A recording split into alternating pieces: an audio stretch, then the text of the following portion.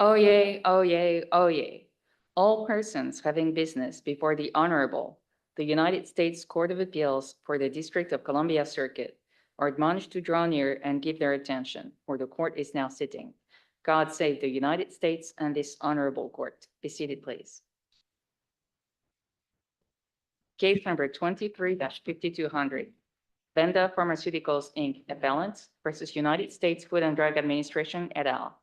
Mr. Hughes for the appellant, Mr. Myers for the appellees.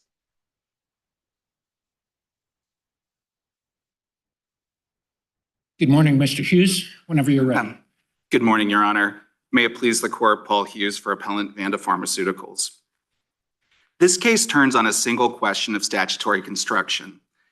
Does FastTrack designation focus on the physical properties of the drug? That is, whether the evidence the drug may benefit patients with unmet medical needs, or does FastTrack designation turn instead on the status of the sponsor's drug development program? The text and manifest purpose of the statute compel the former reading, but FDA instead applies the latter. It did so here, and we think that was error. Why can't it focus on both? Well, we think, Your Honor, that that would both pervert the intent of the statute and also violate the direct terms. The way the statute operates is there's first an assessment of the drug's potential, that is, the drug as a molecule. Is there evidence that it could meet an unmet need? If the answer is yes to that, the purpose of FastTrack is for FDA and the sponsor to work together to facilitate the development program. And in the text, Congress very clearly— Sure, but in the current posture, we take as a given that the drug will not be approved unless and until you do animal studies. Well, Your Honor, that is in the complete response letter. There are recommendations about things the company should undertake in order— This is the clinical hold, which you challenged and lost.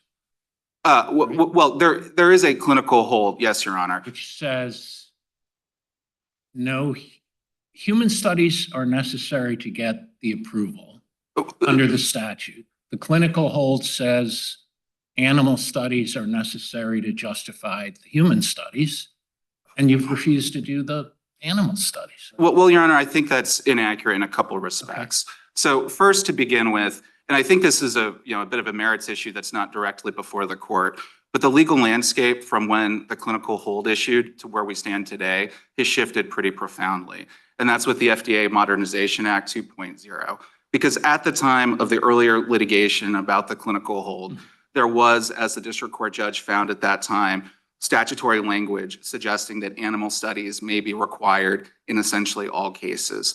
There's now a pretty profoundly different statutory structure against which FDA operates, that Congress very clearly said we need to move away from mandatory animal testing in all cases and have a much more specific analysis as to what sorts of toxicity studies work in any given case. Now, again, I don't think that issue is before the court directly. My friends try to suggest that we're challenging somehow collaterally the partial clinical hold, and let me assure you, we are not. Certainly the way it comes across. That we're challenging the partial clinical hold? Absolutely. And how could you not read these briefs and not think that was an issue? Greg, you should finish up first. Just help me understand. You're saying there's been an intervening statute since the clinical hold was put in place? Yes, Your Honor. Into question? The FDA Modernization Act 2.0.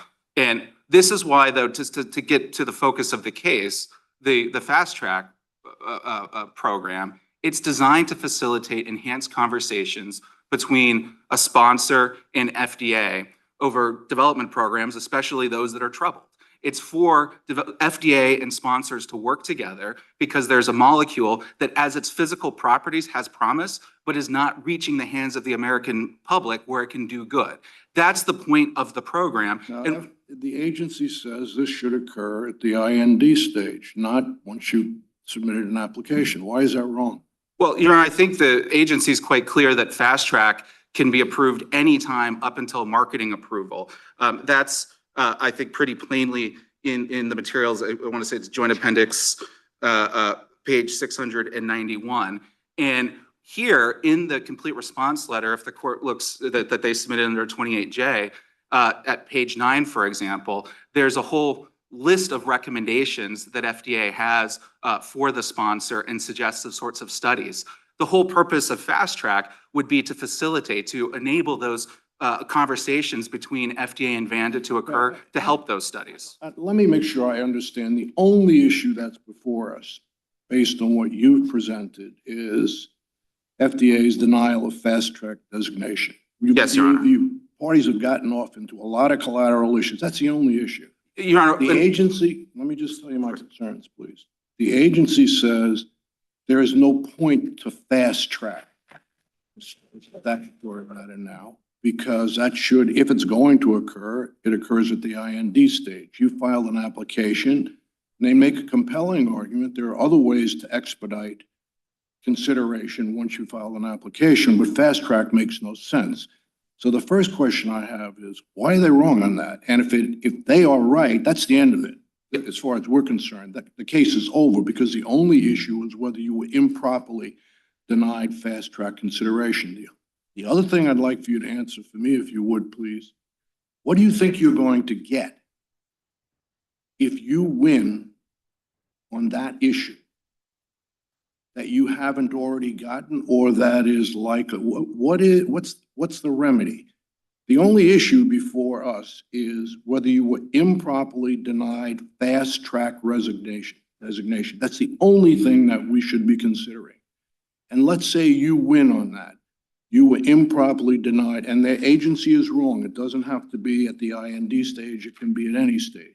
Let's assume they're wrong and you're right. What would we order happen? Okay. Very, very, very important 3 questions. If I could take that in 3 parts. The first is the premise of what we're asking for, which I think is important.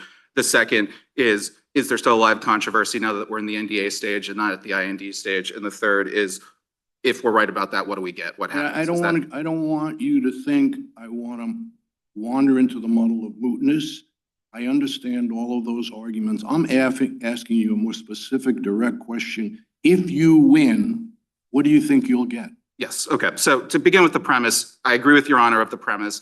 There's one question here: was FastTrack rightly or wrongly denied? And we think that essentially turns on one question, which is the statutory interpretation issue we've put forward. So I agree with Your Honor on the premise. To jump to the court's last question about what is it that we get two things that the statute provides us. 1, facilitation of the development program, and 2, expedition. And this is really critically important at this very juncture where this development program lies.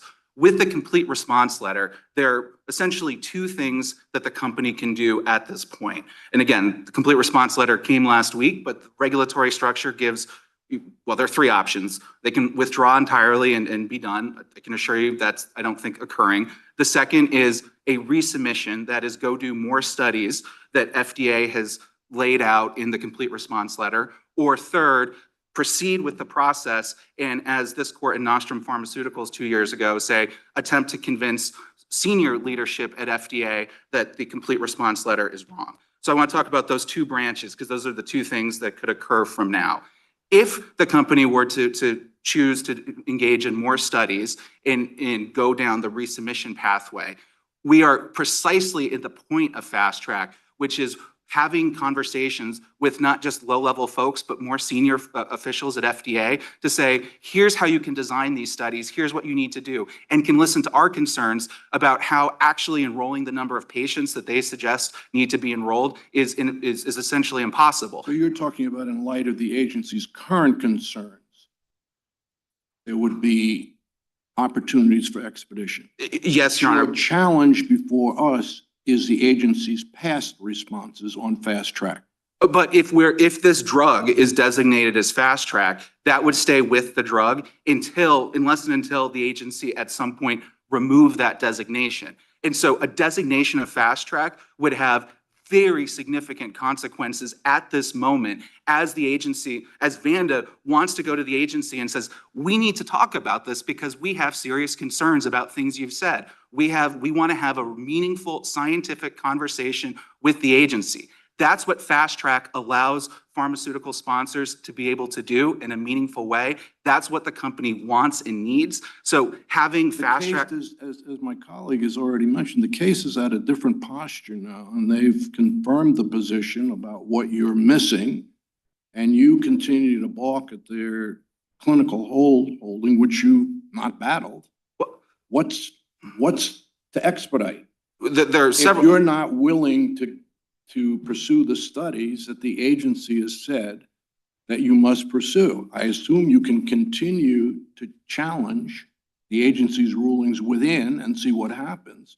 But if you're not willing to do any accommodation on the clinical hold, you've let that go, and they've said that's critical, and you're not prepared to move, what's the fast track? Well, Your Honor, first, I don't think the company has taken or stated any public position about the complete response letter in the 6 days or so No, I since it totally was understand, issued. but you have taken a position on the clinical hold, and you said you're not going to do that. Well, Your Honor, You view the case differently.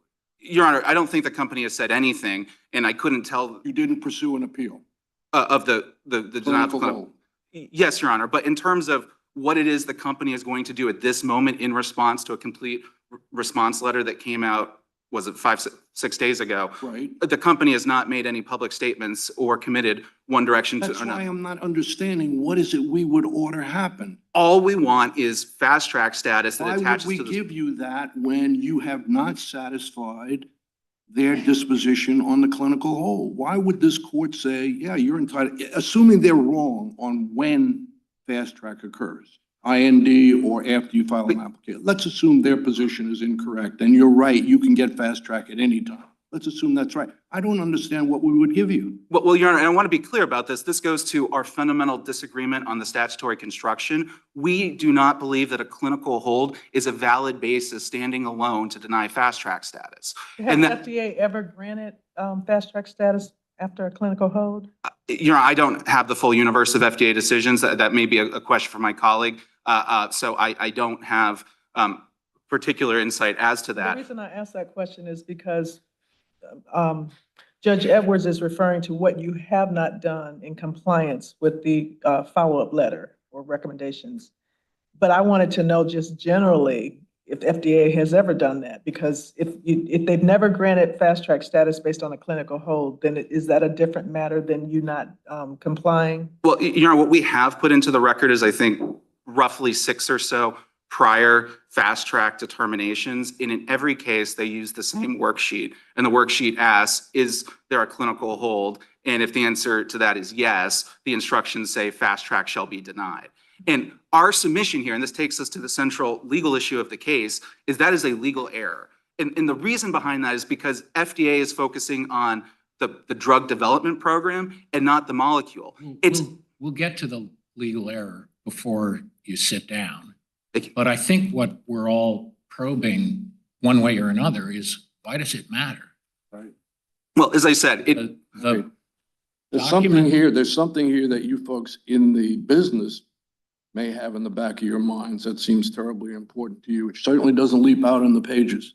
so, and again, let me just start again on the importance moving forward, because as I said, there are 2 branches we could take. We could, as Nostrum Pharmaceuticals explains, try to convince senior FDA leadership that we are in fact correct in the submission as it now stands. That's option 1. Option 2 is we could do the resubmission process, which is we do additional work and then we come back to FDA. In either of those 2 scenarios, fast track matters quite a good deal, and I'd be happy to explain why that is for both of those. Well, let me ask you this. If you get fast track status, will you commit to doing animal studies? Right. Your Honor, that's a question I don't have authority to answer. I don't know the answer to that question. Then, I mean, unless you answer that, unless either you say yes to that question, or unless this recent order that just came out undid the clinical hold, which I don't think it did, but it just doesn't matter. Your Honor, that again, and we can say on mootness for a second, we can go to the merits. Our fundamental merits position is that is a wrong way to think about what when fast track is available. I'll spot you the merits. Let's say you were absolutely entitled to fast track status and all the benefits So come with it.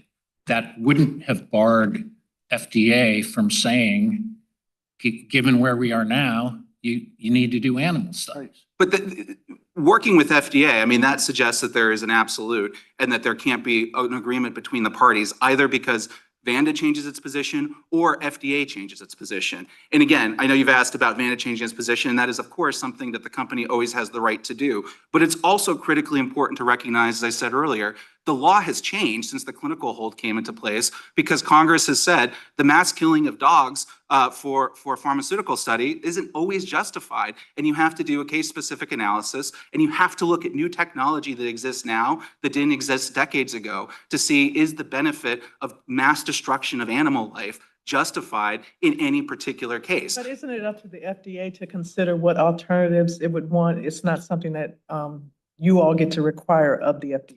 No, Your Honor, I think it's specific to each case. And what we want is to have a conversation with FDA to actually sit down and talk about the science and say, what about these alternative models that FDA Modernization Act 2.0 specifically requires the agency to consider? In our view, the agency has never given us an answer as to why those alternative models are insufficient here. FastTrack would have the facilitation where we could have those scientific conversations. And maybe FDA could convince Vanda, maybe Vanda could convince FDA. The point is, we don't know the outcome of that facilitation of those meaningful high-level conversations until they occur. And you've never had conversations with the agency officials?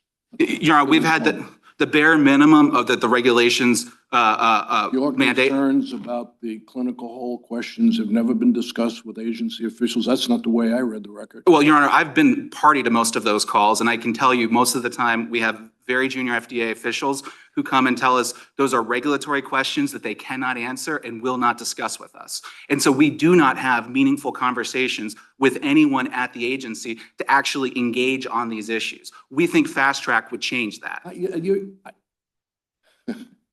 I know you're frustrated because you don't think we understand your world. We're frustrated because you appear not to understand our world. What would our orders say? Okay, they win. Now go back and talk. That's what we would say, and talk fast. Your Honor, I want something less than that even. What I want is the court to find that the denial of FastTrack, that is a specific agency action that's before you, was premised on a legal error. That is all the court needs to find, and then this goes back to FDA. That's the one ask I have of you, which is a very straightforward ask under the EPA. Could we possibly say, with any assurance, that the denial of FastTrack was wrong, assuming you can get it once the application has been filed, assume the agency's wrong or not? How can we say it's wrong when the clinical hold question looks to be a rather strong problem for you, a weighty problem against your position? That is, you have refused to change your position, and the agency, at least at first blush, appears to reasonably say, no, with the clinical hold problem as it is, that's it. There's nowhere to go. You've refused to move. And so the agency said, here we are. Well, Your Honor, this is why I think my request is much less than the court thinks that I'm asking of it.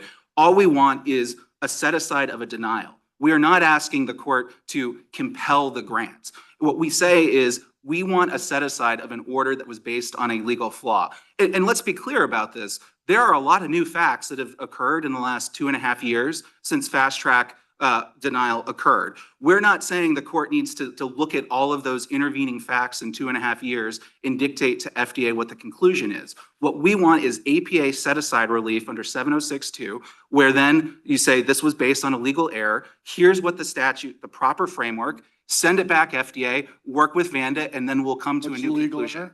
The legal error is what does the statute focus on for making the determination as to whether or not a drug qualifies as a FastTrack product. Our position, just to crystallize this legal error, is the statute is focused on what evidence about the physical properties of the drug is put forward. FDA's position is they can look at the entire development program, and if they think there's a problem with the development program, deny on that basis.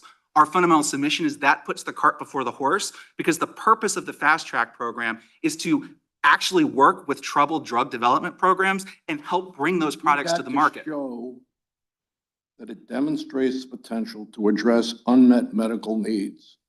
And the agency's position, at least on paper, Looks like a perfectly reasonable response in light of your resistance with respect to the clinical hold. I mean, you haven't shown, at least as far as I can see, that this will address unmet medical needs. So that's what you want the disposition to hinge on? And Your Honor, this is exactly where the legal dispute between me and my friend occurs, is because their view is this focuses on a review of the regulatory development program. Our view is this actually looks at what do we know? What are the physical properties of this drug? And there are a few reasons I think our interpretation is the correct one. First is in this statute, 356, Congress routinely distinguished between the term drug and the term development program. Congress knew that these are different things, and it used these terms with precision. It says, does the drug have potential? And when we step back, this is what makes sense.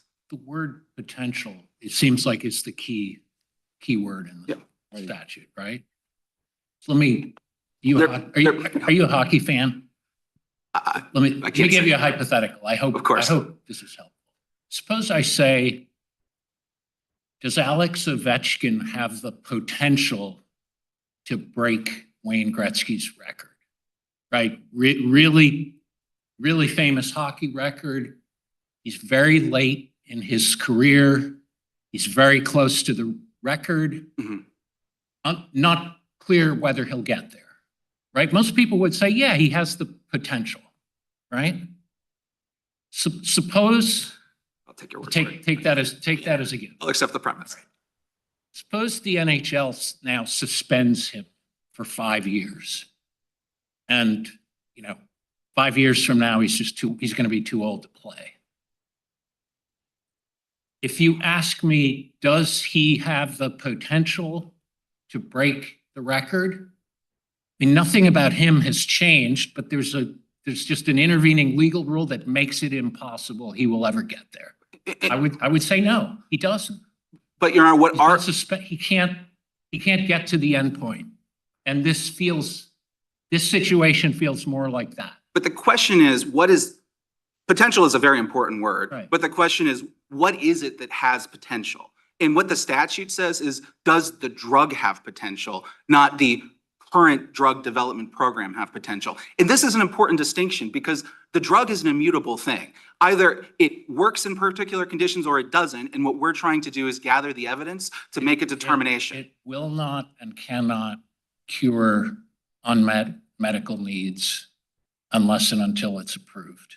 Unless and until it's approved. But that's the purpose of FastTrack, is to say if there is a resolvable obstacle between the pathway of where we are today and where we can get a valuable drug in the hands of American patients, the purpose of FastTrack is to work with the agency to see if those obstacles can be removed. So to your question, if there is a physical possibility, can a suspension be lifted? Perhaps. The question is, what are we looking at? Are we looking at the drug as the physical thing? Or are we looking at the development program as it exists as a regulatory matter? Congress chose to use the words drug and potential. And again, because the purpose of this program is to fix troubled development programs, not to. You should define this by, are you going after long-term or short-term? Right. Because you're quibbling with that too. And let me be very clear about that, because I think that was murky in the briefs and probably we could have done a better job clarifying that. This is my secondary fallback argument. It is not my principal argument between long-term and short-term. My principal argument is FDA applied the wrong legal standard. And if we're right about that, we think that's all the court needs to decide. If you disagree with me in that principal submission, we also think that their analysis of the drug development program was wrong because they focused on long-term rather than short-term. But I want to be clear, these are two. You're saying what they did. I'm asking you a direct question about what is your position with respect to, are you applying for long-term versus short-term? In terms of the application, yeah. the FastTrack application. Yes. The FastTrack application, Your Honor, was it did not specify a duration of treatment. It said You were looking for pursuing assistance with chronic conditions. we were looking for assistance with symptoms of gastroparesis broadly, and we didn't have a durational limit, in part because the breakthrough therapy recommendation, the decision that we cite throughout the briefs, this was the letter signed by Dr. Bites, specifically advised us to look at gastroparesis, including particularly for a short-term indication. That was, let me make sure I get the record of this site for the court. This is at page 657 of the joint appendix, where FDA says it sees, quote unquote, a potential therapeutic role for tradipitant, particularly for short-term relief of nausea in gastroparesis patients. So Short-term need is not an unmet medical need. sorry? It's not an unmet medical need, short-term. And let me be clear. I disagree with that, but I don't think you can disagree with me on that and still think that we win our principal argument. I'm just looking at the record. The record doesn't support any assertion to that effect, as far as I can see. Those short-term, that's where you're bogging down, it seems to me, when you're ignoring what my colleagues asked you about the long-term. Again, I think we're seeing the record the same way. The agency was essentially saying, and it explains the clinical hold, the need is long-term, and you're not willing to do the tests that will show us that there's something really here. And so here we are. Now, what's to talk about? So I want to be clear, Your Honor, even if the court disagrees with me on the long-term, short-term issue, that doesn't say anything about our principal argument about the legal standard. So I just want to be clear what I need to win and what I don't need to win, so we can separate those. Well, the long and short term have a lot to say about unmet medical needs, which is the statutory standard. Our What point is they're that saying is, I understand it, you're not showing anything on the short term, or if you want to work in the short term, fine, but on the long term, there's some serious work to be done, and that's where there's potential medical needs. so let me respond to this in a few different ways. I'll get to I'll start with the merits between the short term and the long term, and then I'd like to try to explain why I also don't think, if you disagree with me on that, that is in any way adverse to my position as a whole. So on the question of a short-term versus long-term need, to begin with, there is no therapy for idiopathic gastroparesis whatsoever. So when we exist in a world in which there is no therapy for a pretty important critical condition, a short-term therapy does meet, by definition, an unmet medical need. And this is important because the only drug approved in this space, Reglan, is a drug that FDA approved for diabetic gastroparesis, but it is a short-term indication drug. And the point that I just... My problem is that when you're submitting your application, you, as the movement of that application, should be more specific, because that's the one, when FDA is reviewing it, they're looking at how you're presenting it. Short-term shouldn't be like a fallback position. You're going one route or the other, and that's how they're evaluating the application with respect to them requesting these clinical studies. Well, about the precise indication, this is where we talk in our briefs, and I think FDA agrees with us as a broad matter.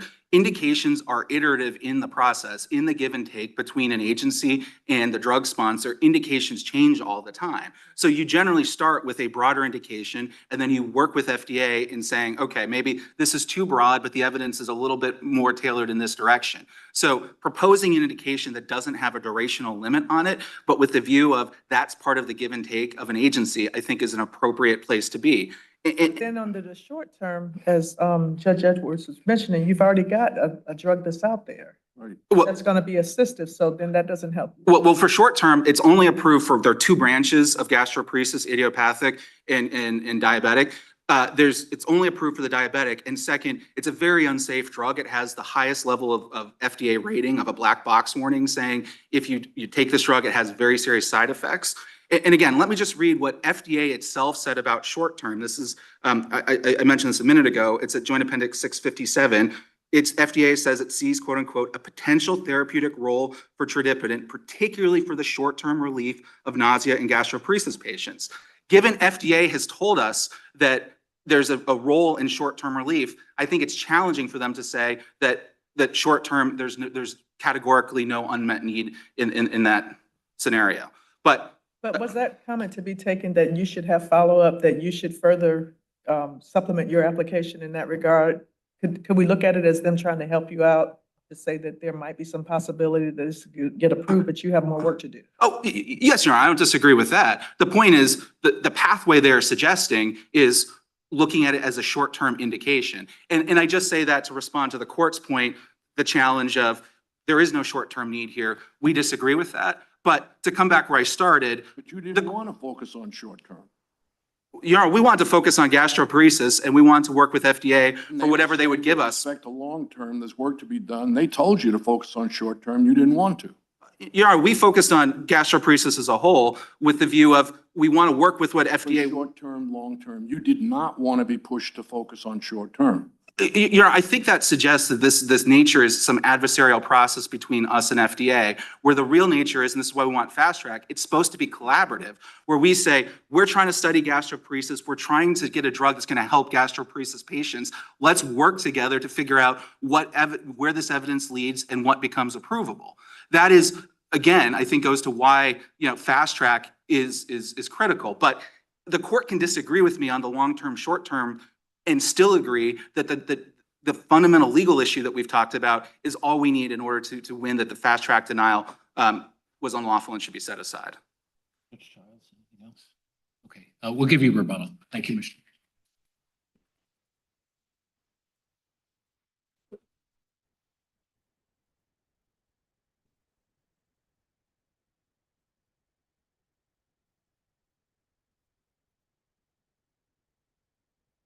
Mr. Myers. Good morning, Your Honors. May it please the court, Stephen Myers on behalf of FDA.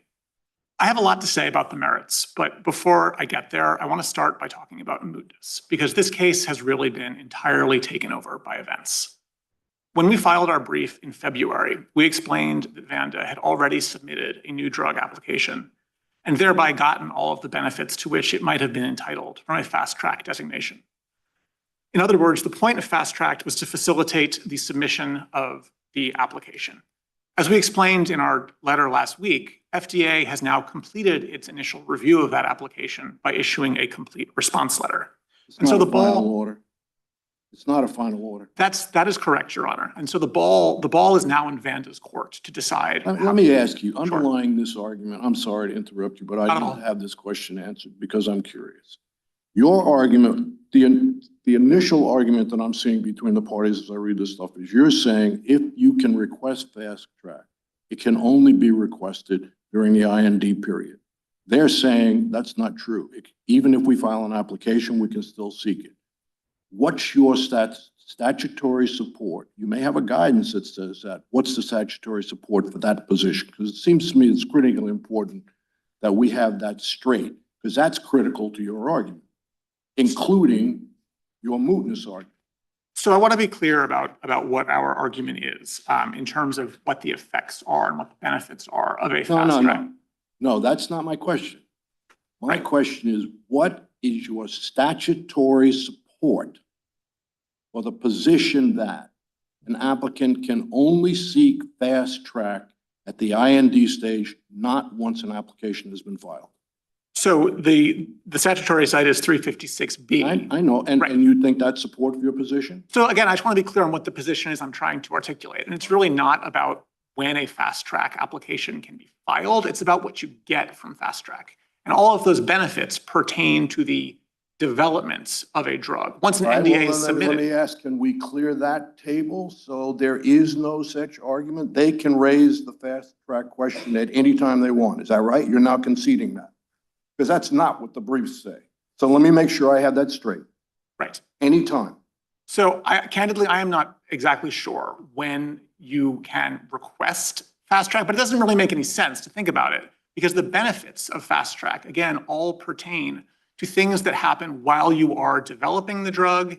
And then, there's the possibility of rolling review. Well, now could you, maybe I'm looking at it the way I look at it as a judge and read your argument. Your argument clearly suggests that that's what your position is, that they can't advance it beyond. Now you support it by saying, and this makes sense because there's no advantage to doing it later on. You're saying once the application is filed, there's no advantage, so the statute certainly can't justify. And certainly once an application has But I don't reached see the statute saying that, and you're not supporting it.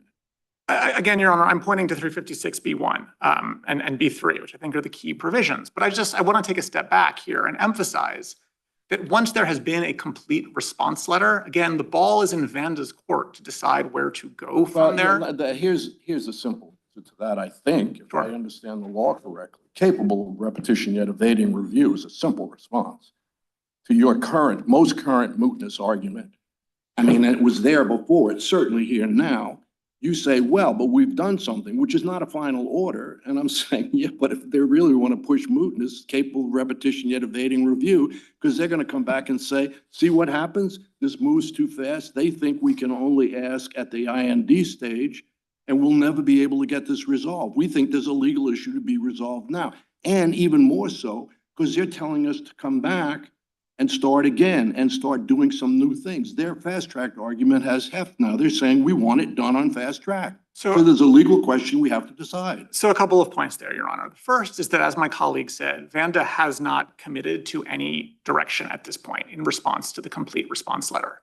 So we don't know as we stand here today, or certainly No, you started off wanting to clear out the mootness. I'm telling you, you can't clear it out. And I'm capable of repetition yet evading review. Right. So two questions, I think. One, might it recur with respect to the development of tradipitant for the treatment of gastroparesis? That can only happen if Vanda elects to continue developing tradipitant for that purpose. There are no benefits from fast track if Vanda chooses to go up the agency appeal process towards judicial review. That's not what fast track is about. Fast track is about having more meetings and development, in the development process with FDA. So if they elect to say, you know what, FDA, we think you got it wrong, we're going to. The statute says that fast track, when you're trying to expedite the process, you'll get more meetings. So why wouldn't that in and of itself be? So those are meetings that pertain, again, to the development process, not with respect to the appeal process. And so if Vanda elects to do the agency appeal and then ultimately try to get back in this court, fast track has nothing to do with that. Fast track is only going to be relevant if they say, you know what, FDA, like interesting points in your letter, let's keep working together. And as my friend said, they have not committed to that. But more broadly on the point about this case being capable, or this issue being capable of repetition, I think the critical point is that the question in this case is whether or not FDA properly applied the statutory standard to the set of data that was before it in February of 2022 when it denied the fast track application. Any further application of that standard will be to an entirely different set of data that at a minimum includes the results of the phase 3 study, and this much is public in Vanda's press release, a study that did not meet its pre-specified primary endpoint. And so, any future consideration of fast track is going to be on an entirely different record, and so any determination from this court is not going to be relevant to that. And what's that distinction with respect to priority review, though? I'm sorry, Your Honor? With respect to priority review, is that a different review than fast track review? So priority review is separate from fast track review. That's correct. Fast track gets you eligibility for rolling review, and then there's a separate standard for priority review. Here's the problem I have with your mootness argument, Sure. which is even before you get to the exceptions to mootness, the benefits of fast track status are facilitate the development and expedite the review of the drug. Right. So why couldn't this be useful for, put aside for a second the clinical hold, which I want to ask you about. Of course. Just writ large, there's a pending application before FDA. You said in the complete response letter, not good enough yet, but everyone seems to agree that's part of an iterative process. And if we're not talking about development, we're at least talking about review. So again, Fast track gets them expedited review. That seems to keep the issue live. So I think, as my colleague said, Vanda has not committed to what they're going to do in response to the complete response letter. In other words, I take that to mean they have not committed to continuing to develop this drug in consultation with FDA. And so it is not clear that there will be anything left to fast track. Right. I guess I'm trying to separate in my mind the question whether the case is moot because you all just issued the response letter. Right. Or whether, I'm not sure if this is a mootness issue, or whether our getting involved is pointless, let's just loosely say, because they won't do the animal studies. Right. They seem to me different issues. They are different issues, and I'm happy to talk about, And I'm both. skeptical about your mootness argument. I'm interested in the animal studies. Then let me please move to the animal studies. But am and the I merits. missing something on the threshold mootness? Well, I think We're the still- critical point, like the really critical point on threshold mootness that I just want to underscore is that none of this matters to Vanda unless Vanda is going to continue working cooperatively with FDA to try to develop this drug. Leading into animal studies. Well, but put the animal studies aside. Like imagine that clinical hold had never issued and there was just a complete response letter that said, we can't approve it yet. Here are the deficiencies, period. Certainly if Vanda just says, you know what, we agree, this drug doesn't work, then this case is moot. Sure, but I mean, it seems like they want to work with you as much as they can without having to say, yeah, we'll do the animal study. I hope that, Mr. Hughes can answer that question on rebuttal because I heard him to say it's not yet clear if Vanda is going to work with FDA Okay, or fair seek a enough. hearing before the commissioner, which again leads to judicial review back in this court. The administrative appeal for which, FastTrack has nothing to do with that, right? FastTrack does not get you faster No. appeals or anything like that. So if they're going that direction, none of this matters. And they haven't said yet.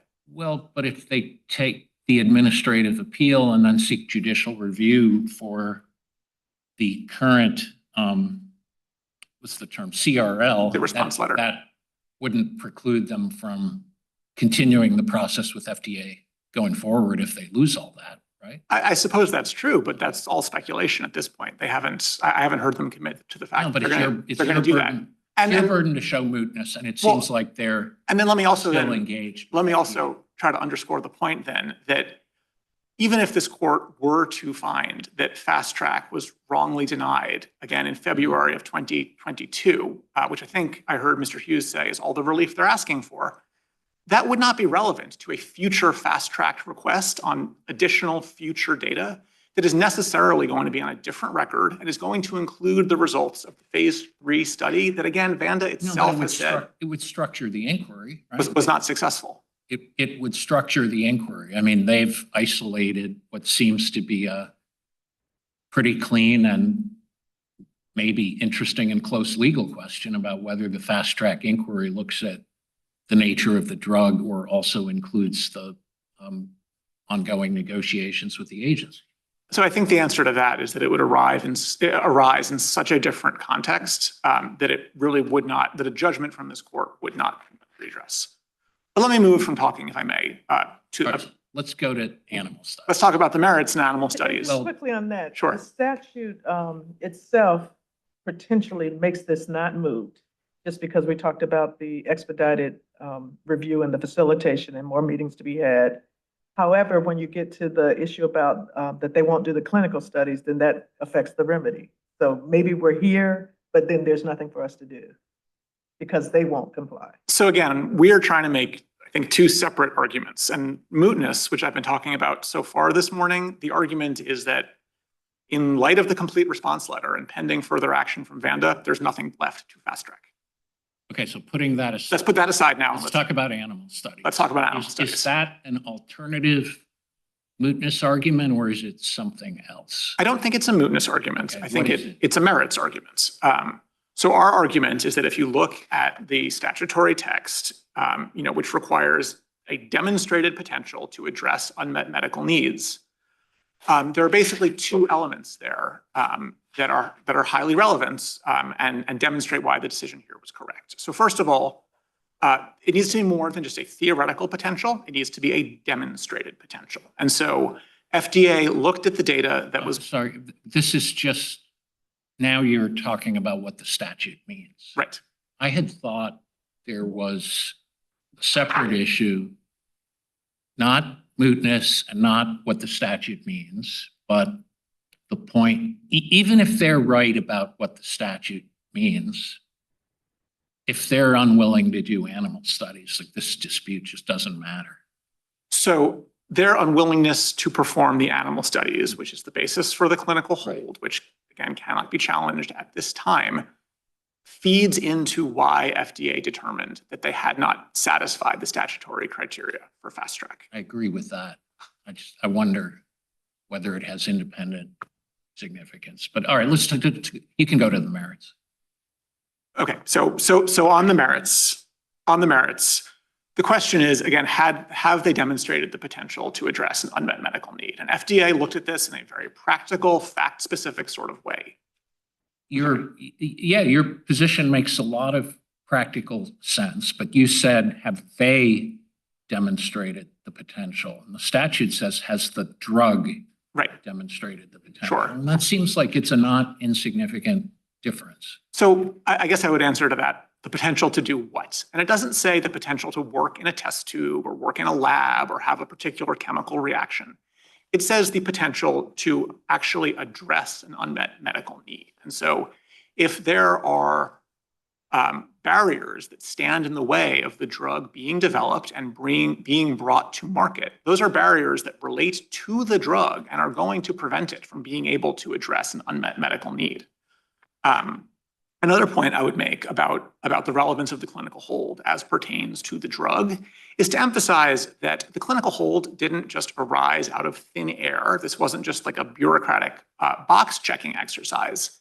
It's explained in the appendix, this is at JA, I think 426 to 429, that there were specific reasons with respect to tradipitant based on existing animal studies to be concerned that there might be toxicity issues and therefore to want additional non-rodent studies before allowing the human trials to go longer than 12 weeks. And so our position is that the attempt to sort of divorce the drug from the drug development is really incorrect. And if the drug cannot ultimately have the studies that's going to lead to it potentially being approvable, then it's not going to be able to address or have the potential to address unmet medical needs. And that's the problem here. Your friend said there was an intervening statute which undercuts the basis for the clinical hold. What's your views? Yes, he does say that, and it's a little bit puzzling to us because the clinical hold was litigated to final judgment before Judge Bates. Vanda didn't appeal. It did not raise a claim about the Modernization Act in district court in this case. And if I could point the court to page 62. The Modernization Act was on the books at the time. At the time in district court, correct. Page 62 of the joint appendix. This is counsel for Vanda. I want to be clear. We're not saying that the question of what safety data is necessary or not is before this court, not at all. This case can't be a challenge to the clinical hold. That was litigated to finality elsewhere. If I could just very briefly make one additional point. In addition to the clinical hold, the determination letter that's in the record carefully explains the problems with the existing data that FDA had before it at the time, even putting aside the potential of getting additional data. And it explained that there were problems with the existing safety data because it didn't specify the treatment assignment, dose, indication, et cetera. That's at JA 335. And then with respect to effectiveness, it points out at JA 333, things like the definition of nausea-free days weren't specified. There was concern that patients were using rescue medication in addition to tradipitant. So there were problems with the data that existed before FDA at the time it made its decision, even putting aside whatever data was unable to be generated as a result of the clinical hold. And so ultimately, this is a fact-specific, very careful scientific judgment about what data was before FDA. Are they not at least entitled to a judgment, assuming, looking at the case on your side, are they not at least entitled to a judgment that says, in response to one of the legal questions that is, at least I saw it, separating the parties, you suggested they've got to ask a fast track at the IND stage. They said they can ask for it at any point. They're at a stage now where they could argue we're at least entitled to have that, if that's a legal issue, to have that cleared up and say there is nothing that supports the agency's position that we're limited in any request for fast track treatment to the IND stage. The statute doesn't say that. It's not supported, and the court can issue a judgment on that point because there are things now that they may or may not do where the question of fast track could come up again. And if I were on their side, I would not want to face you saying, no, We're past the IND stage now. You file an application and we're not even going to consider fast track. I guess I'm not sure how that question is presented here, where fast track was requested during, at the IND stage. It wasn't. Excuse me? It was not. That's the whole point. My understanding is, in reading your argument, you're saying, I thought your argument was, it must be, if you seek it, it can only be sought at the IND stage, and it was not. That's right. So my understanding. Suppose we rule that's wrong. Isn't that a legitimate judgment that they should get? That your position is not supported by the statute. I'm just not sure there's during the argument, daylight. you declined to support it. I'm just not sure there's the daylight between the parties on that position. As I understand it here, Vanda asked for fast track in October of 2021, which was well into the IND process. I can picture the pages that I'm reading where you have this long list of why it would make no sense to even think about fast track once we're at the stage where an application has been filed. Do you mean the NDA stage, Your Honor? Is that what we're asking about? What you're asking about?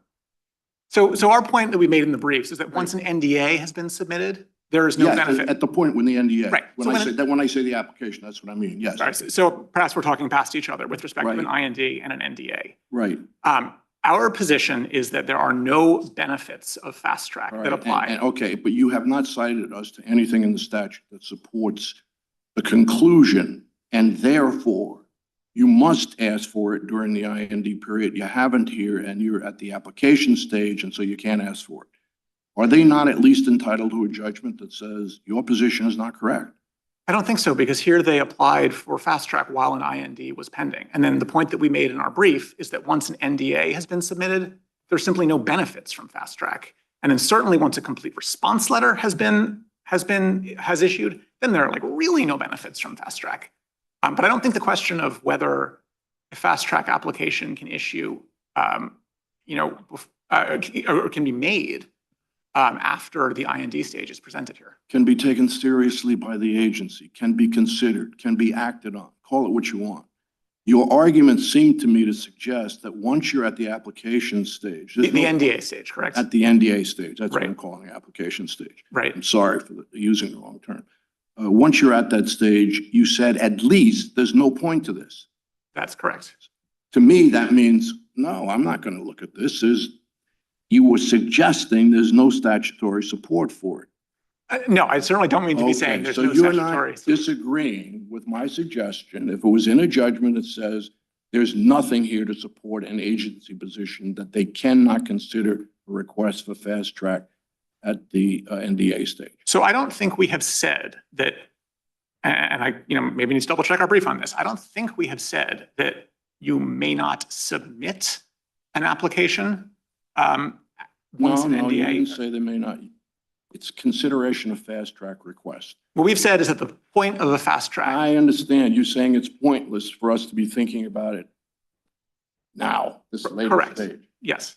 But that doesn't mean that as a matter of statute, they're foreclosed from trying. It doesn't seem pointless to me, having listened to the argument today. I can see good reasons why they might ask for fast track at this stage, once an application has been filed, the NDA has been filed. So, and again, I want to underscore that here, not only has the NDA been filed, it has received a complete response letter, right? So we're past the NDA stage at this point. Right, and what I'm suggesting to you is, maybe this is pointless. We're at a stage now where they may do something. When you say So- they, you mean Vanda, Your Honor? Petition. Right, so- We'll be essentially starting again. So the same question may come up again, and you may come back and saying, there's no point to our considering now that an NDA has been filed. So I don't think we're saying that. If Vanda were to respond to the complete response letter Right? by coming back at that point and saying, actually, guys, you know what? We want to continue working with you. And we want fast track. And we want fast track. They can absolutely make that request. Okay. Well, at least it took me a long time to get that clear in mind. That may be me, not you, but in any event, that's certainly the way I read your Well, position. if it's me, I apologize, but let me just And underscore if this. it's me, then. I apologize. But in but- any event, at least we're clear now. Thank you. I just want to be clear. Yes, if they decide, and to my knowledge, they haven't yet, to continue trying to develop the drug, they can ask for fast track again. They haven't committed to doing that. As far as I know, it's going to be on a completely different record if they do. And they don't need a judgment from this court to ask for fast track again. If there are no further questions, we'd ask the court to either dismiss the appeal as moot or affirm. Thank you, Counsel. Thank you.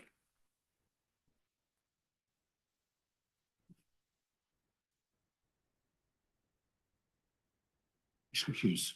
Thank you, Your Honor. I'd just like to start with what must be a misstatement from counsel. He suggested the FDA Modernization Act existed at the time of the original clinical hold. That's completely I inaccurate. think he said at the time of the district court. At the time of the district court's decision, yes, Your Honor, that's inaccurate. The district court's decision was January 31st of 2020. The FDA Modernization Act, as FDA points out in their brief at page 48, took effect in December of 2022, nearly 2 years later. It was legislation that was passed in 2022. This was legislation that Vanda worked for and lobbied in part on the basis of the district court decision that suggested more requirements for dog testing. Vanda, having got that decision, actively engaged with the legislative process to go to Congress to change the law. That law subsequently has changed, and FDA has never worked with Vanda to actually implement this in this case. So it's a little surprising that FDA is telling us something factually inaccurate. Moving on to the mootness issues, it's their burden. They have to demonstrate it. I can tell you now, though, Vanda is absolutely committed to moving forward with this drug. That is why we are here. The expedition and the facilitation requirements have every bit of bearing moving forward, as the court suggested. The NDA also is not over. If the NDA process were over, Vanda would have a right to be in court challenging the CRL if it chose as final agency action. We know under Nostrum Pharmaceuticals, that's not the case. FDA can't say that it's not final to us a week ago or 2 weeks ago in other litigation and that it's final here. The NDA process is continuing to proceed. To step back, what is FastTrack designed to do? It is to take a drug that could actually help Americans with real needs and get through barriers. My friend focused on the existing development program barriers. There's no doubt the court's talked about it. There are barriers with FDA. The purpose of FastTrack is to actually work collaboratively to get through those barriers, because what Congress wants to do is help Americans who could benefit from a drug that has physical properties demonstrating its potential. That drug, tradipitant, has that if it's judged via the proper legal framework. What we ask is the court to identify that legal framework. That's all the court needs to do. And then from there, we can work with the agency for all the other questions that resolve, but it's not moot. And we think Procedural barriers, right? You get meetings, you get expedited treatment, you get all of that. It doesn't change substantive law.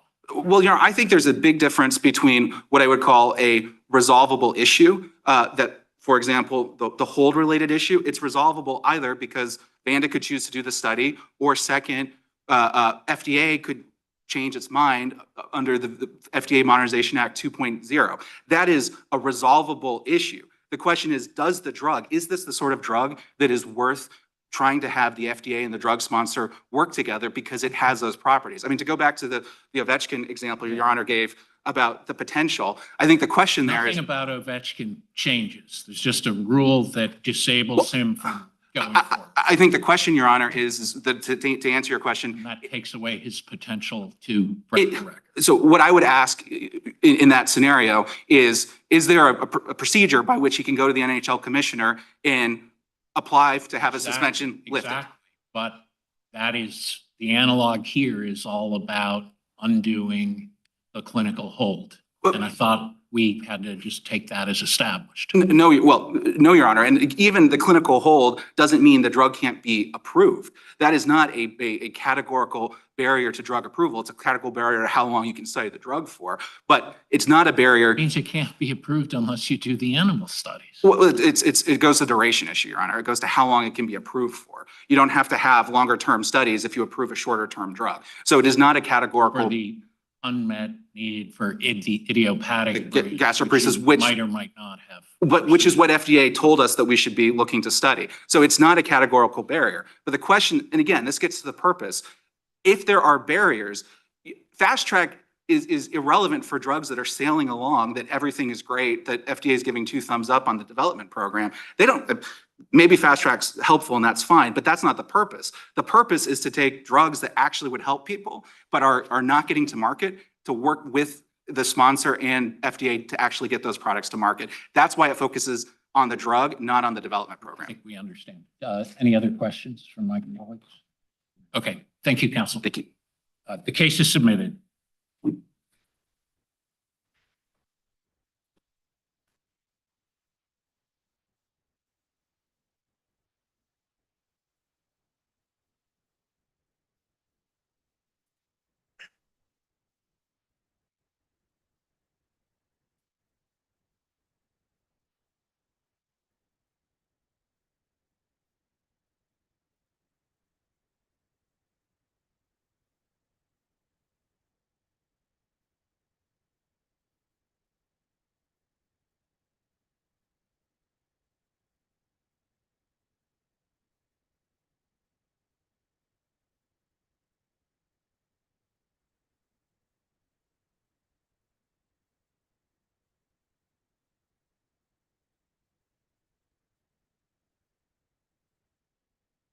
Case number 23-7139. United States of America, ex rel Terry R. Winnan, and State of Texas, ex rel Terry R. Winnan and Terry R. Winnan, appellant, versus Ramiro Lozano, also known as Ramiro G. Lozano Jr. et al. Ms. Simpson for the appellant, Mr. Cass for the appellees Lozano et al., Ms. McDermott for the appellee Rehab Care Group East.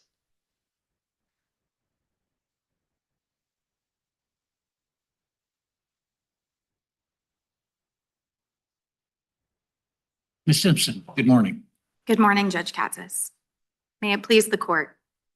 My name is Kendall Simpson for Ms. Terry Winnan, the relator in this case. I'd like to focus today on the inapplicability of the public disclosure bar, and even if the bar applied, why relator here is an original source, having added new and material information, and time permitting, a few points pertaining to the sufficiency of relator's claims under 9B. First, the district court erred in applying the public disclosure bar to relator's claims against Rehab Care because there was not a public disclosure of the fraud that is the basis for her claims. And even if there was, relator is an original source. This case involves a unique who, Rehab Care, and the SNFs, a unique what, unlawful kickbacks, and upcoding at these specific SNFs, a unique when, January 2009 through at least 2016, and a unique where, these specific SNFs in South Texas. Indeed, this case involves entirely distinct claims, which are the sine qua non of the False Claims Act, than were at issue in Halpin. The public disclosure bar was intended to prevent parasitic plaintiffs, and that underlying policy is not implicated by a relator who brings unique claims based on information she learned in her job, not from the face of a prior lawsuit. So what do you really distinguish between the Halpin case? Because you have only a lot of overlapping time periods. And I think it was, by calculation, less than 7.5 months of the overlap. So you're looking at what's material during that period of time, or are you suggesting that overlapping in the Halpin settlement, that there were materially different claims as well? Your Honor, thank you for that question. We are suggesting that notwithstanding the overlap in the period of time, that the two actions are sufficiently different to preclude the application of the public disclosure bar, including the time frame in which they overlap. Well, you got several chances to amend your complaint, but the district court still felt like you didn't meet the sufficiency or adequacy of the allegation. So can you tell us what you believe they were still looking for? Because you do have a federal Rule 9B particularity, heightened standard of pleading. Yes, Your Honor. Would you like me to move to the 9B sufficiency allegations argument That's then? fine. Okay. Your Honor, our points there are that the district court did err in dismissing relator's claims against the appellees, specifically Lozano, Ballantyne, and the SNFs, first for using illegal remuneration to induce patient referrals. And there are really two buckets of analysis that are applicable in 9B. We have the remuneration allegations, but then we also have the upcoding allegations. But to take on the remuneration allegations first, a few discrete points here.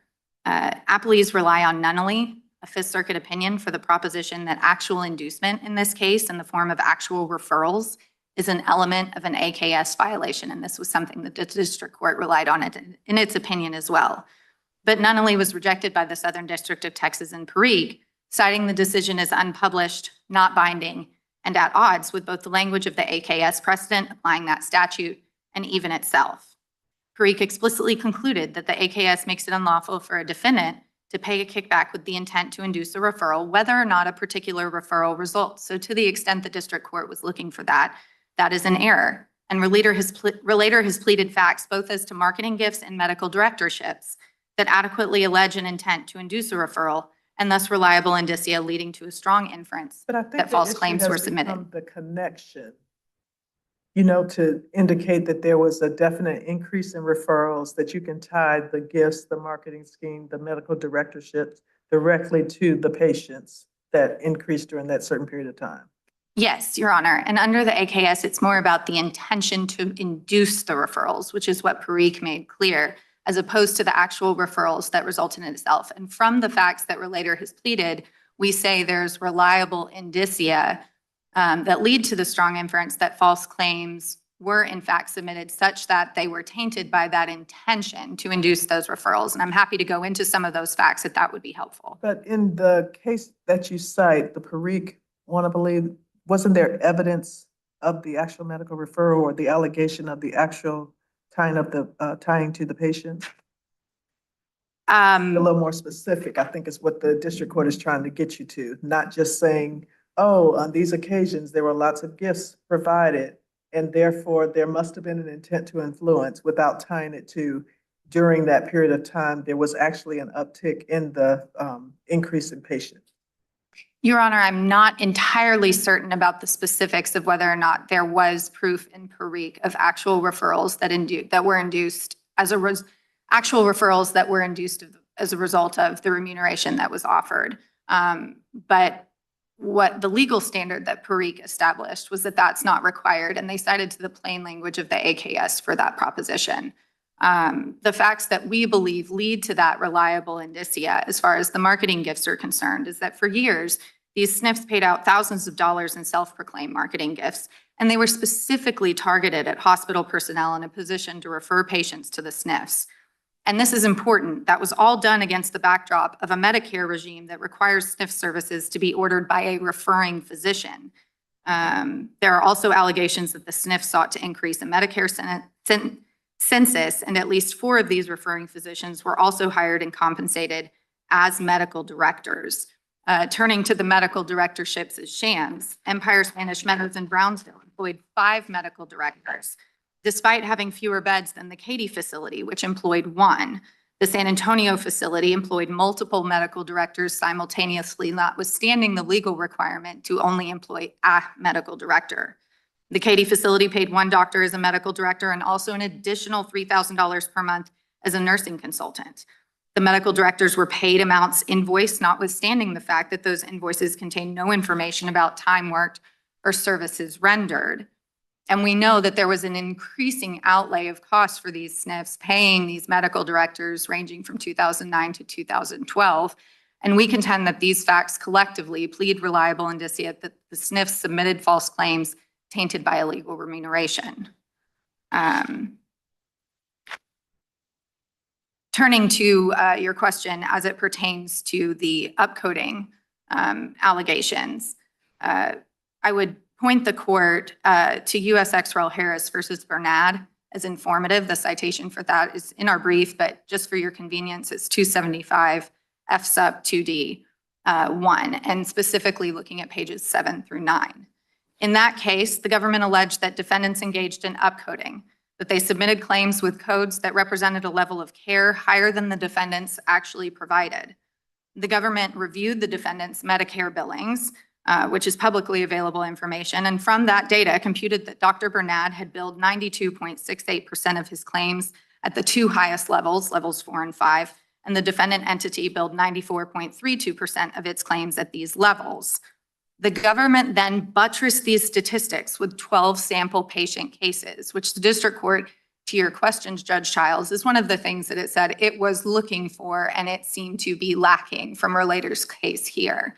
But I think the implication that was made in some of the briefing is that those 12 patient sample cases were provided to offer information about those patients' medical conditions and to show why the upcoding was unnecessary. But that's not what those 12 patient sample cases offered in that case.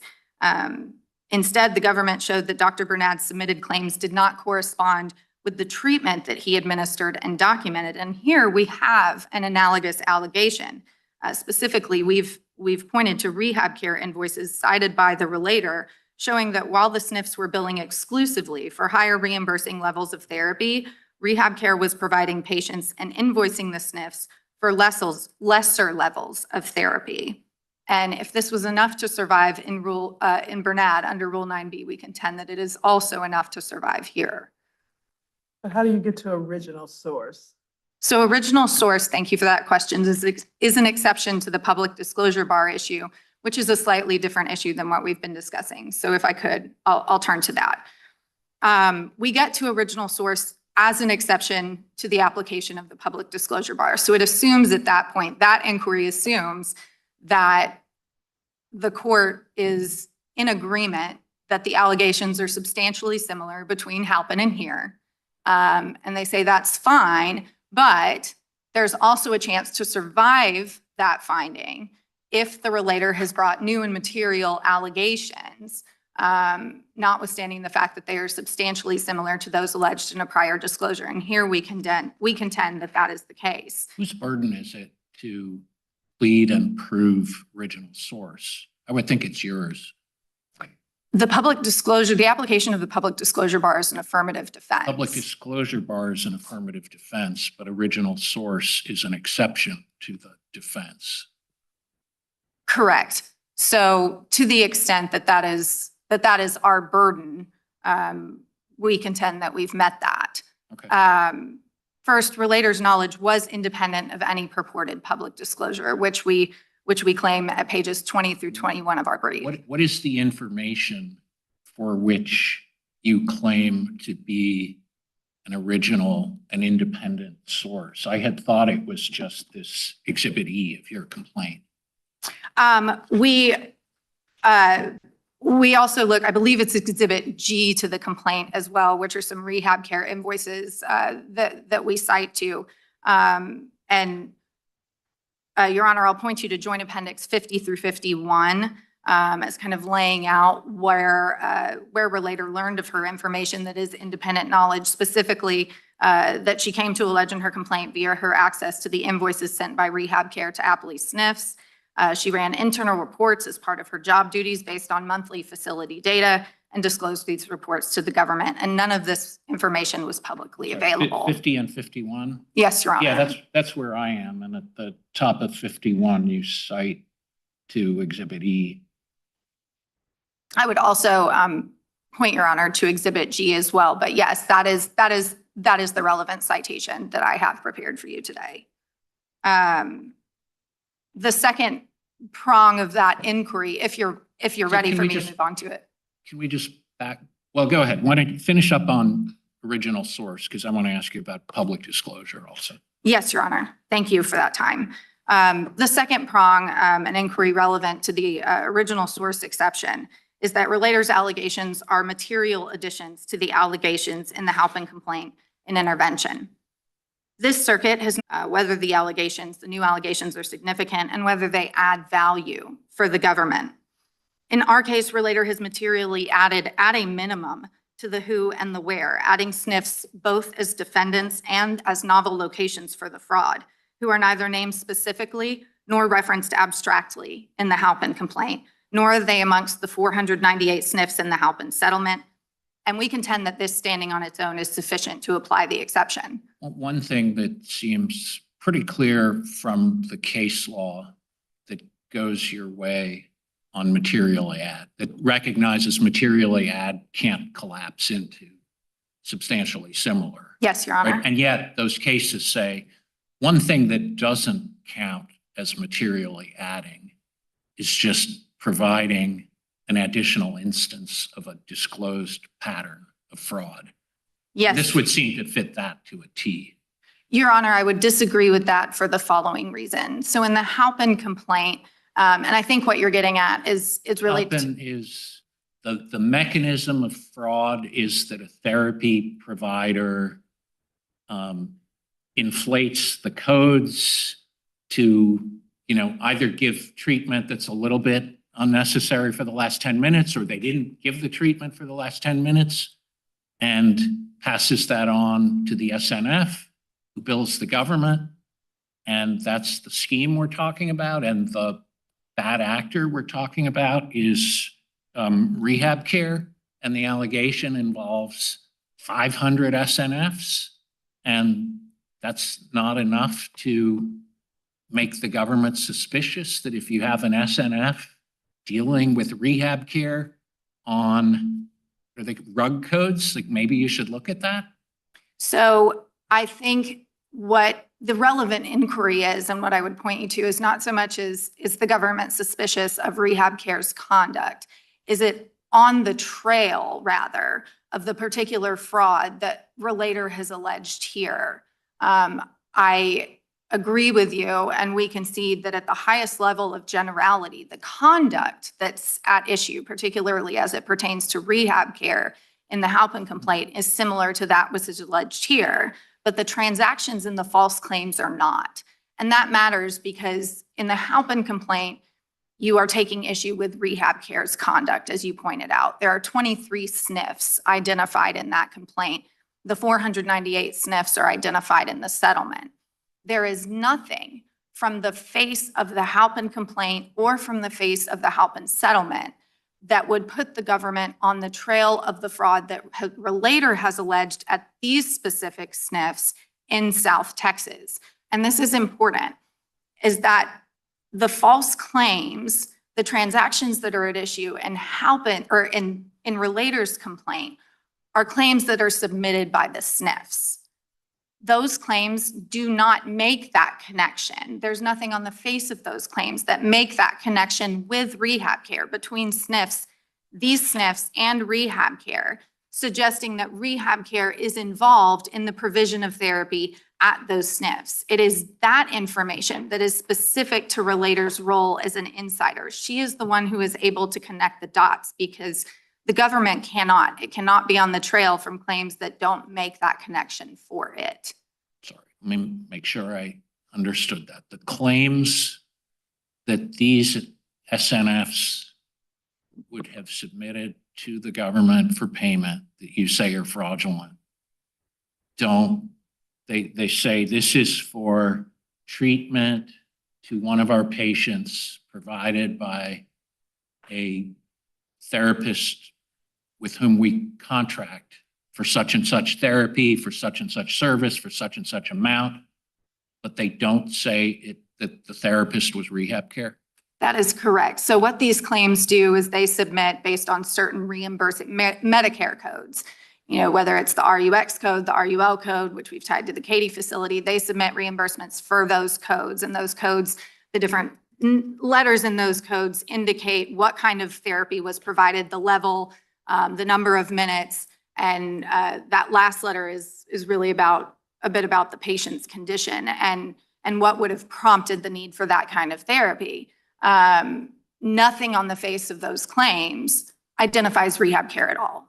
But are you splitting hairs with respect to the different codes assessed to these particular patients? Like, in other words, how does that fit into the scheme if the Halpin settlement would have covered certain codes with certain patients, and all we have is just a different code with other patients, but it's still the same scheme? So an important distinction there, Your Honor, is that the Halpin action, this is one of the ways in which they're different. There aren't allegations specifically about, the highest reimbursing codes like what Relator has made here. The Halpin action is specific to the provision of ultra-high therapy, very high therapy, and there's some overlap in the conduct there. But that is actually a distinction and a different level of detail that Relator brings to the table that's applicable to these 8 SNFs, again, who aren't mentioned in the Halpin complaint, who you can't look at the Halpin complaint and make the connection between them and rehab care, and the same is true for the settlement. But isn't the Halpin settlement pretty broad with respect to the rug upending? Just generally that particular claim? So what the Halpin settlement does... Upcoding, I'm sorry. Yes, I understood your question. Thank you, Your Honor, for the clarification. What the Halpin settlement does is they they say this settlement applies to 498 SNFs. And what we're going to do is we're going to appoint an independent review organization to monitor a sampling of rehab care's contracts with these third-party SNFs. Which contracts that independent review organization is able to access and look over is completely dependent on rehab care's provision of those contracts to them. And so in that process as well, there's nothing from the face of the corporate integrity agreement, the settlement, where we have any indication that, again, rehab care's work with these SNFs in South Texas would have ever been on the government's radar, if that makes sense. If the help and settlement covered certain claims, and then you as the relator are able to just be a little more specific about those same claims that were already settled, does that then get you to a new lawsuit? Well, so these are different claims. And I think that's the really important point that you've raised, which is the help and settlement doesn't take issue with any SNFs claims that were submitted to Medicare. There are no SNFs that are defendants in the help and complaint. What's different here is that we are taking issue with claims that were submitted by these 8 SNFs to the extent they were improperly influenced by either the illegal remuneration or the upcoding. You're welcome. I see that I'm past my time. I don't want to overstep, Your Honors. Judge Edward? No. Okay, we'll give you a rebuttal. Thank you very much.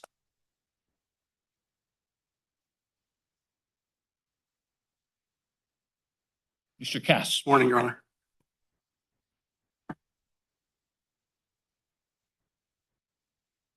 May it please the court, Luke Cass on behalf of Mr. Lozano, Mr. Ballantyne, and the skilled nursing facilities. I'll be addressing the district court's ruling under 9B, and my colleague, Ms. McDermott, will be addressing the public disclosure bar on behalf of rehab care, which we would argue equally apply to us. The relator in this case was a former math teacher hired as a bookkeeper, eventually rising to be a controller and an executive assistant to Mr. Lozano. She worked for 2 of the 8 facilities at issue here that she's suing for 7 years, and she's amended her complaint 3 times. And that background is important in 2 overarching respects. First, despite that insider level of access, 7 years, the right-hand person of the chief executive, she has not and cannot plead how this alleged scheme worked. That's the problem. She cannot connect the dots.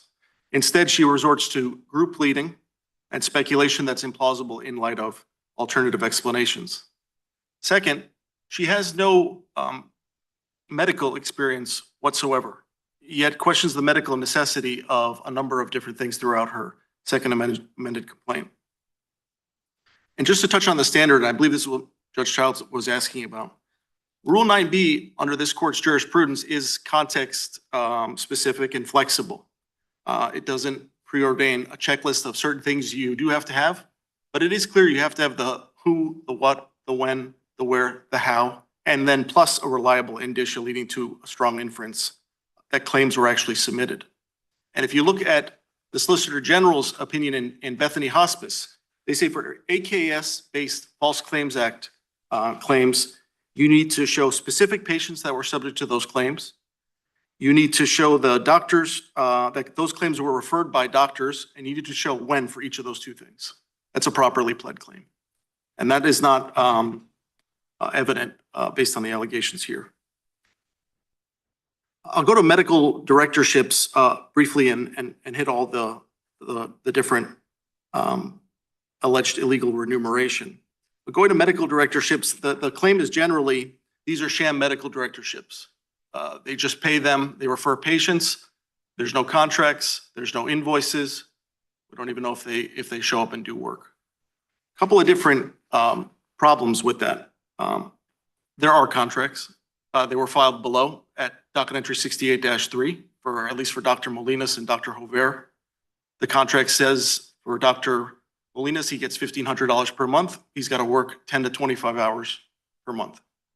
Hover is a little bit, Dr. Hover is a little bit more. He gets 5,000. He's got to work a certain number of hours. So there were medical agreements. These facilities are required by CMS regulation to have medical directors. I don't think you can infer, as the relator does, that a certain number of beds means that you have to have a certain number of medical directors. CMS does not specify what the staffing levels are. I think it sort of depends on the facility. So for example, the Katy facility, which services Houston, a large area, they specialize in ventilators. They have a ventilator wing. They have a tracheostomy wing. It's not uncommon to have medical directors for each.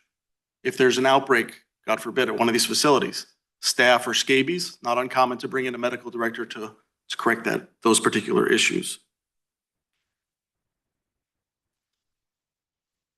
You talk about Yes, Your Honor. the gifts. Sure. That struck me as the stronger part of their claim than the directorships. Yes, Your Honor. The gifts have. The directorship, as you say, there are very legitimate reasons for giving money to these doctors in the form of having the medical director.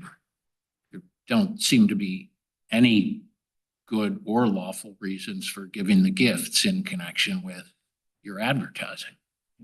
Well, it sort of depends on the context, Your Honor. A lot of the supposed gifts, I'll use that term, that are listed have to do with, first of all, some of them just list doctors and they don't specify who. The other ones list the medical directors. And I don't think there's anything that leads to an inference of fraud if you're providing a medical director with a gift basket around the holidays. Some of them are. There's 6 or 7 or 8 of them that are not around the holidays. But it's limited to one facility, the Brownsville facility, and only for a 27-month period, which I think is interesting because if you're alleging an enterprise-wide fraud scheme, this is what they do. This is how they commit fraud and bilk the taxpayers. You would expect that to see that at all 8 facilities for the entire 7 years that she's been there, not in this just limited area if it's systemic. Additionally, Your Honor, she doesn't have firsthand knowledge of any of these gifts. She never saw gifts being provided. She never provided gifts herself. She's just relying on this one document that has this list. And I would submit, taking it as true that these were provided, she still has to show a referral that resulted as a result of these. And they're not all liquor, Your Honor. I agree the liquor is a bigger red flag, but some of them are lunches. And the inference that she's asking for is sort of a double causation, sometimes triple causation inference. Let's take the Valley Hospital luncheon. Because of that sandwich provided in that hospital basement, or cookies or whatever it was, it led to a medical professional referring. That patient was referred to one of the facilities, and that patient was referred to Medicaid or Medicare services. There's 3 links in that chain in order for her to make a colorable allegation, which is beyond reliable indicia. Is my point there.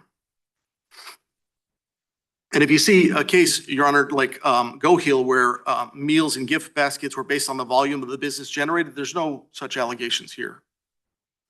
In fact, CMS provides, or HHS-OIG, excuse me, provides guidance on speaker programs and warns about providing alcohol, but they say that is not in itself indicia of an anti-kickback statute. You need to show an ensuing referral. For an AKS based False Claims Act, yes, you do, Your Honor. What makes it unlawful is the gift is given in order to encourage the referral. And what makes it fraud is the knowingly false certification that they complied with those rules. I think for an AKS, that would be true, Your Honor, but for an AKS based or Stark Law based False Claims Act, I think she would need to show the referral. Because not all these facilities take Medicare patients. Some of them are private insurance. To show damages, to plead damages? To make out a, just the allegation, the False Claims Act allegation, yeah. I'll touch RUG, the Resource Utilization Group allegations briefly. She relies on a 2010 report from CMS that has to do with a different time frame than the allegations here, 2006 to 2008. Here we're 2009 to 2016. It doesn't make a finding that the claims were either necessary or appropriate.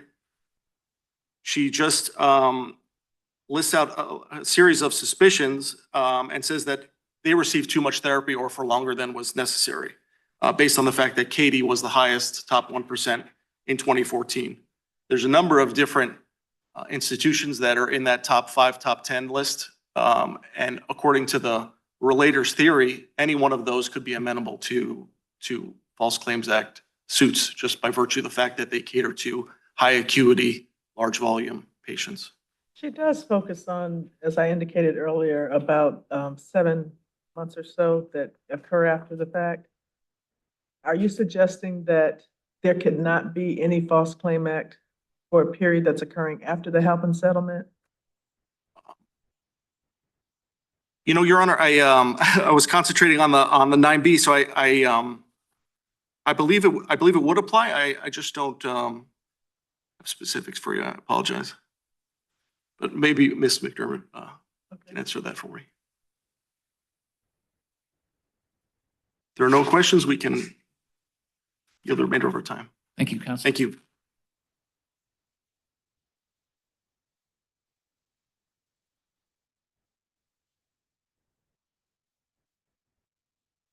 morning, Your Honors. Good morning. Ms. McDermott, please proceed. Your Honor, I am going to answer that question. First, I'd like to sort of start with a context, though, in this particular appeal. There's no greater nightmare for a healthcare provider than to ink a settlement, enter into a 5-year corporate integrity agreement, and get a copycat qui tam. It's the first question in the boardroom they'll ask you, or a doctor will ask you, is, if I reluctantly sign this settlement and go through this 5-year corporate integrity agreement, am I going to go through this turmoil all over again because of the notoriety of the allegation? The answer is yes. The answer is yes. In this case, the nightmare happened. The good news is the public disclosure bar, as the lower court found, aptly applies in this particular situation because of the not just substantial similarity of the allegation, but really the sameness of it. It's about medically unnecessary therapy services that have been upcoded to the highest rug level. And there's a consistent, continuous public disclosure of this particular type of conduct, really from 2010, as the relator suggests in their brief, all the way up to 2020 when they filed their second amended complaint. There's OIG reports, there's newspaper articles, some of which mention rehab care. There's also the government's 2015 complaint that asserts nationwide allegations of this exact type of fraud for rehab care and the conduct in all their facilities. There's a subsequent settlement in 2016, medically unnecessary therapy services. And that's exactly what the subsequent complaint is. Whether that was filed in 2017, we don't believe the original complaint's unsealed. So it's just kind of not unusual, but interesting. So if you look at the second amended complaint, that's the first time the rehab allegations appear, which we've noted, and it's not been disputed. But even if there is a gap, would the public disclosure bar apply to the continuation after the settlement, Your Honor, which was your question? And the answer is yes, it should, because the purpose of the public disclosure bar is to alert the government to the potential of the fraud, not to prove the fraud, not to confirm the fraud, but to give some indication, to put them on the tail, if you will, of potential conduct. It's not to resolve every potential issue associated with that particular party. So some of the case law has suggested the continuation. The Oliver case suggested it could be 40 years in the case of tobacco mispricing. And more recently, Judge Chutkan below in the O'Connor case suggested that the continuation is simply not an element that would preclude application. And there you had a very short period between a declined qui tam. Here we have an intervened qui tam.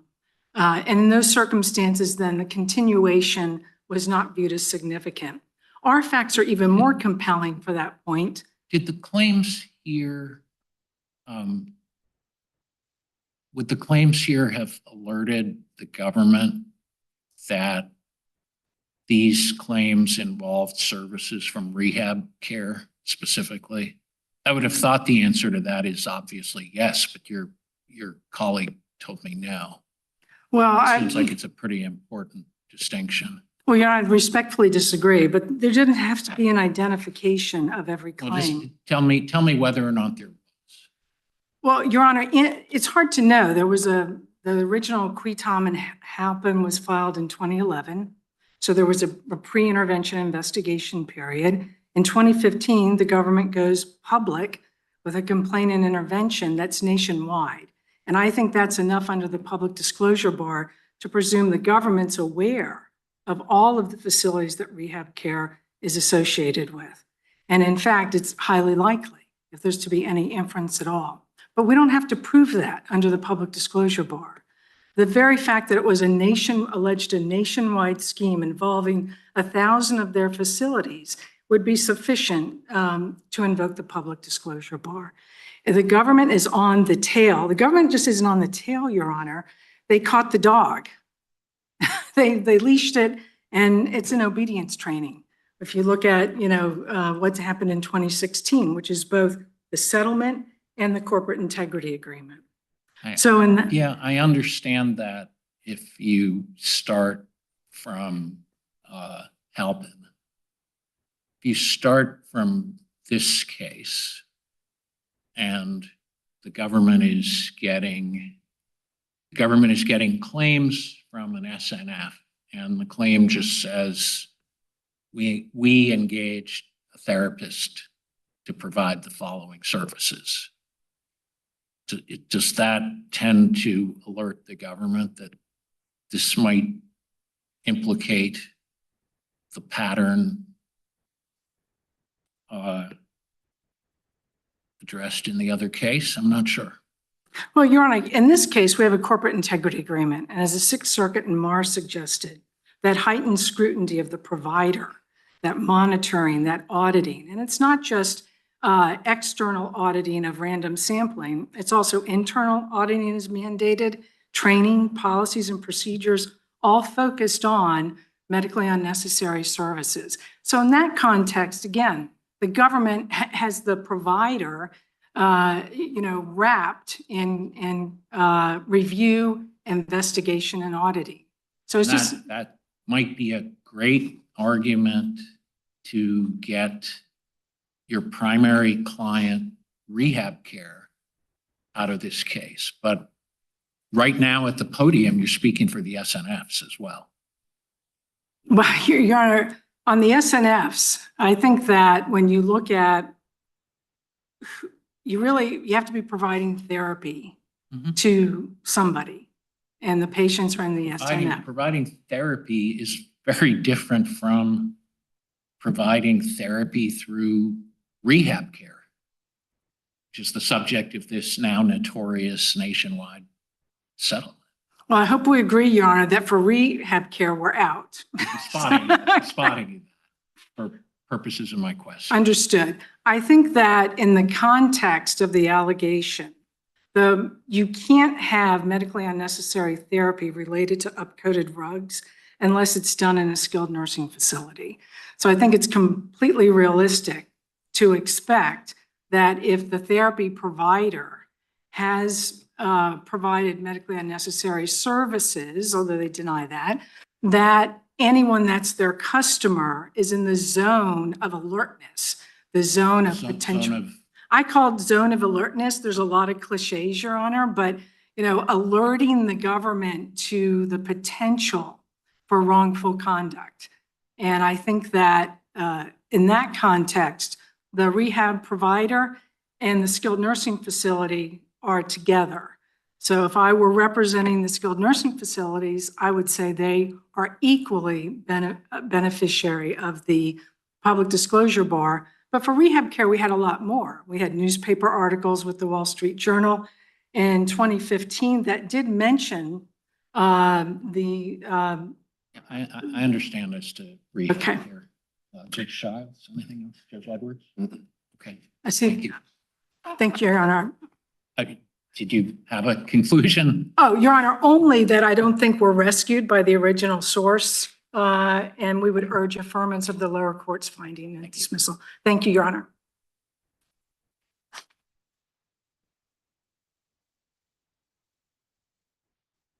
Just a few points, Your Honor. Thank you very much. First of all, I want to point out that the amendments that were done at the district court level were not in response to dismissal in regards for a 9B sufficiency analysis. They were to add defendants, to add allegations in the First Amendment, and for the Second Amendment to remove information that was inadvertently included.